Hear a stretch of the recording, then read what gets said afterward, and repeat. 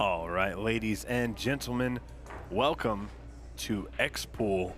It's the rematch, Shane Van Boening versus Fedor Gorst. My name is Stephen Wyatt, and I will be on comms with you for a little while tonight. Just want to give you guys a little bit of an update. So this is day 2, and we are going live at 6 p.m. I will have here in just a little while Mr. Scott Frost in the booth with me. Hall of Famer and extraordinarily good commentator. I just wanted to give you guys a few updates before we go full live.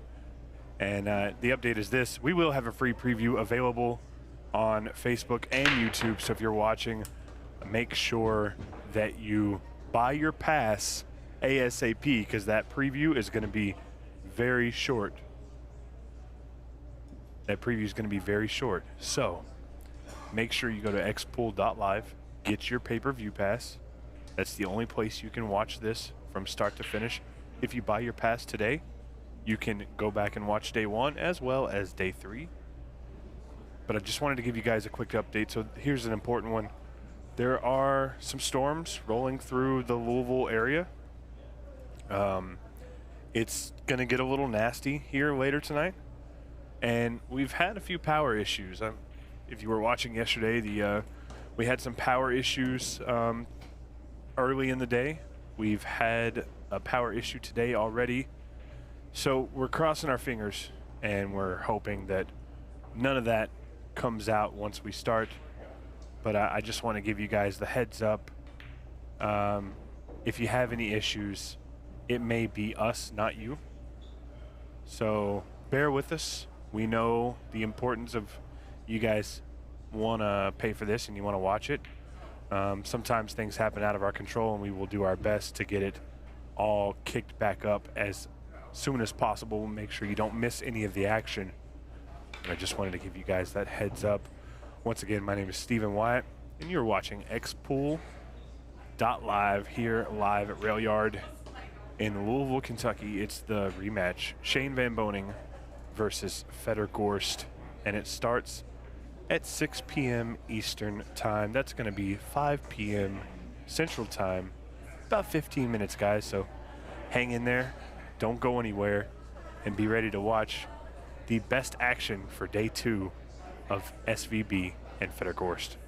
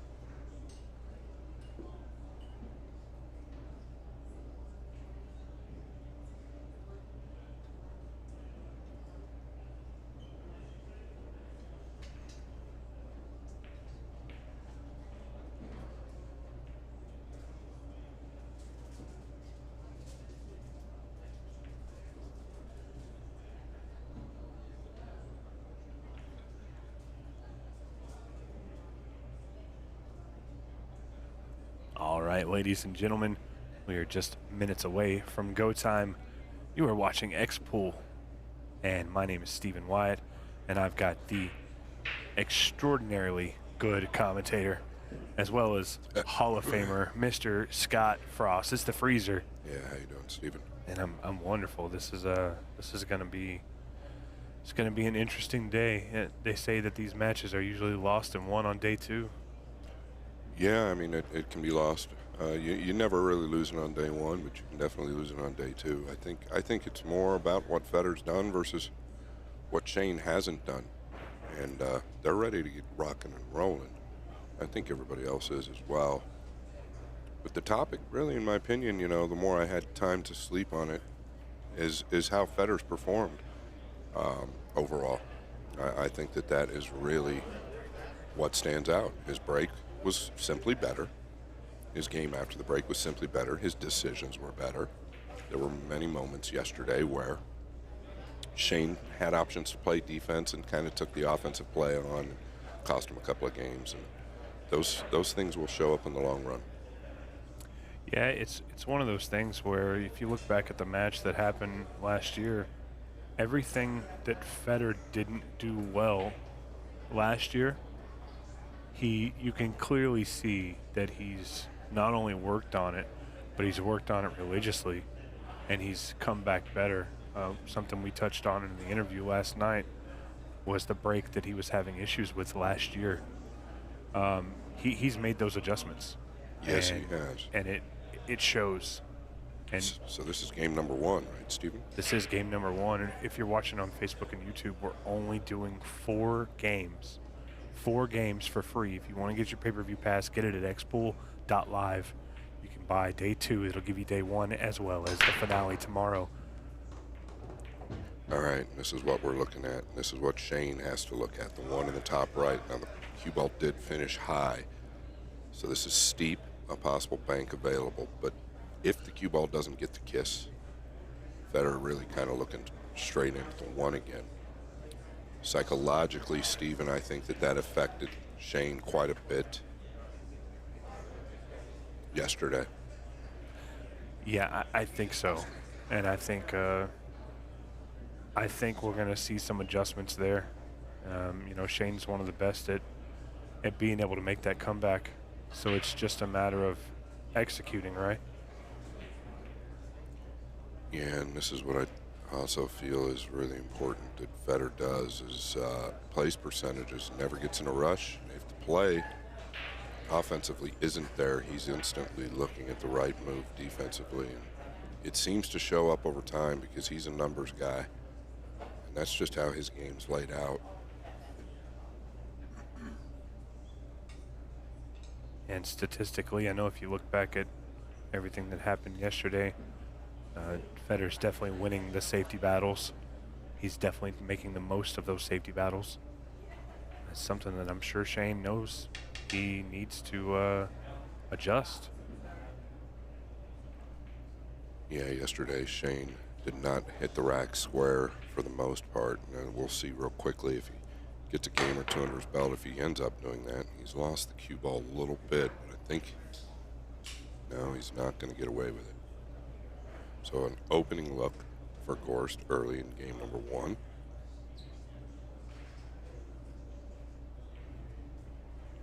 And I think, Stephen, we touched on it yesterday. I think there's just a few more layers to Fedor's game as far as the in-depth part. And when I say that, I'm thinking about a 5-time U.S. Open champion in Shane Van Boening. So I want people to understand I'm definitely not knocking Shane's game. I'm just talking about the difference in styles. Fedor's game is a little deeper when it comes to the tactical side and patience, where Shane's game is a little more powerful. Yeah, we've seen that power win Shane matches. Was won him everything, That's what got him here. I think he needs to stick with it. But there's just such a difference in style. Looking to get to the left side of the table here.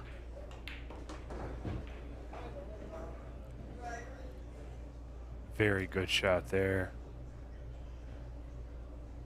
Making it look pretty simple.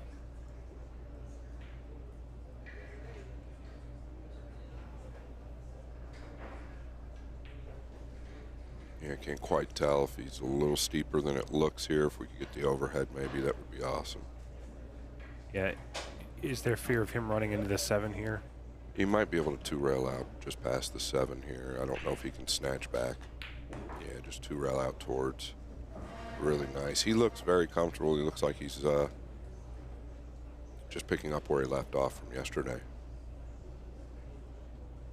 This might be a little bit of a tester here, Scott. How do you hit this ball to get back for the 7? You're gonna just kind of try and drag it through the 8-9 gap? Yeah, most likely. I think he falls on that line, so just get through the ball with a low ball. He starts at the center. Really clean. Wow. Early yesterday, he was kind of decelling a little bit with the low ball, just getting a little comfortable. I think he was just uncomfortable early. Once he fell into that zone, he has not had a problem bringing the cue ball back since.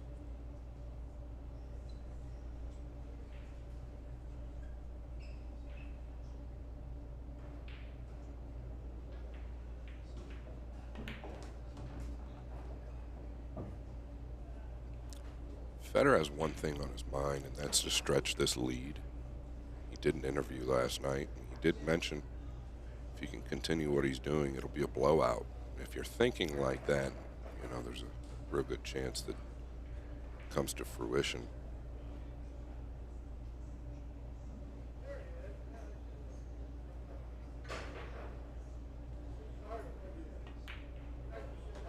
Clean.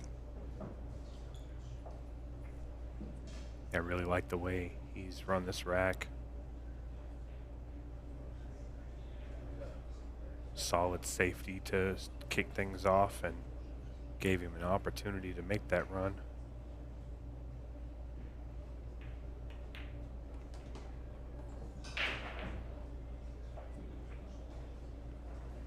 We are racing to 80 today. First person to get to 80.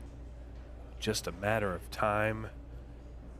And holding on to that stamina, because that plays a big part in these matches. Real quick while they're racking up. It is now 41-22. Just want to go over real quick. A huge thanks to all of our sponsors. Of course, we have Jam Up Apparel, Railbirds, Pro Shop and Q Repair, Napa, Napa Pool Leagues, Lucasi Professional, Michelle Griffin, FedorGorst.com, and then, of course, Scott, take it away. Yeah, I wanted to just thank a couple of the sponsors, Team Straight Pool Eye, Elite. Thank you guys so much, Eric Nelson. They're doing a lot for the juniors. They're doing a lot for pool in general. They've been in business 9 years. They're just trying to expand the world of billiards, so thank you so much to Team Straight Pool Eye. And thank you so much for everybody that's tuning in. We know it's not easy every day to just tune into this. You've got things going on in your life, so we appreciate it. Yeah, absolutely. And for those of you that are watching on Facebook and YouTube, just a few more racks. We're going to show there live for free. If you want to watch the entirety of this match, you need to go to xpool.live, purchase your pay-per-view pass. It's well worth the money. Yeah, okay, the one got a flick, but it also got another flick from the round 7. And this, you know, Fedor's getting into the break a little bit better now, too, you know. Yesterday early, he was kind of letting up just a little bit because he wanted to control everything. Now he really has the feel of it. And that's where he's starting to put a little more mustard into it and really getting some action. Shane does not like the way this tastes, I can promise you.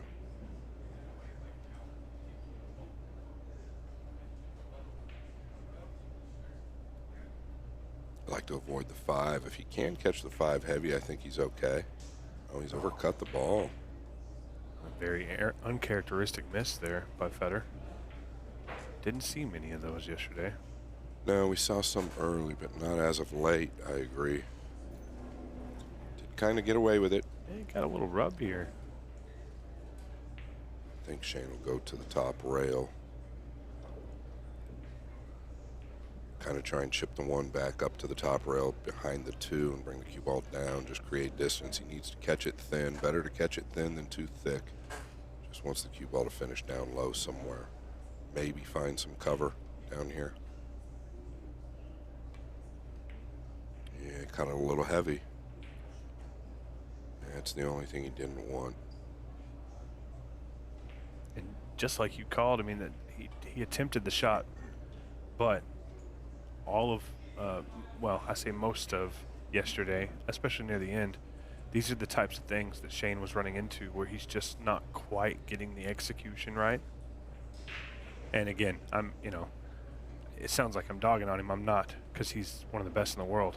But when you're playing Fedor, who's